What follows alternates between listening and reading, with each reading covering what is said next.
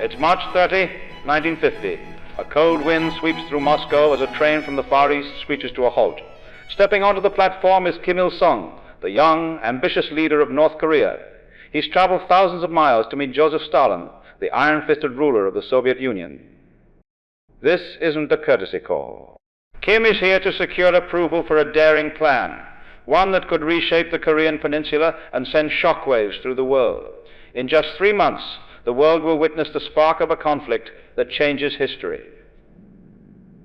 But today, in the Kremlin's shadowy halls, the stage is being set.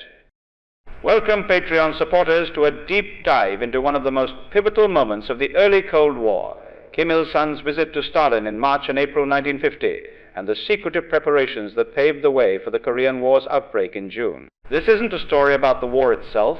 We're pulling back the curtain on what happened before, the months of maneuvering, negotiations, and decisions that made the conflict almost inevitable. Thanks to an extraordinary wealth of declassified documents, Soviet telegrams, meeting transcripts, and North Korean reports, we can now piece together this critical chapter with unprecedented clarity. These archives, once locked away, reveal the calculations, ambitions, and missteps of two leaders standing on the edge of history. To understand this moment, we need to step back. In 1945, Korea was split in two after Japan's defeat in World War II. The North, backed by the Soviet Union, became the Democratic People's Republic of Korea under Kim Il-sung. The South, under American influence, formed the Republic of Korea. By 1949, tensions were boiling. Border skirmishes, guerrilla raids, and competing visions of a unified Korea set the stage for conflict. But it was in 1950 that everything changed. The communist victory in China, the Soviet Union's new atomic bomb, and America's apparent retreat from South Korea created a perfect storm. Kim saw an opportunity, but he needed Stalin's blessing to act. In this video, we'll uncover how Kim's visit to Moscow was the culmination of years of planning, repeated rejections, and shifting global tides.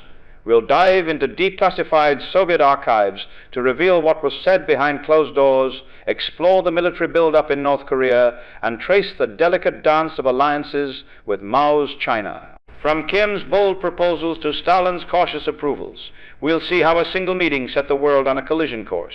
So buckle up for a 30-minute journey through the prelude to one of the 20th century's defining conflicts, brought to life by the documents that let us hear history's whispers.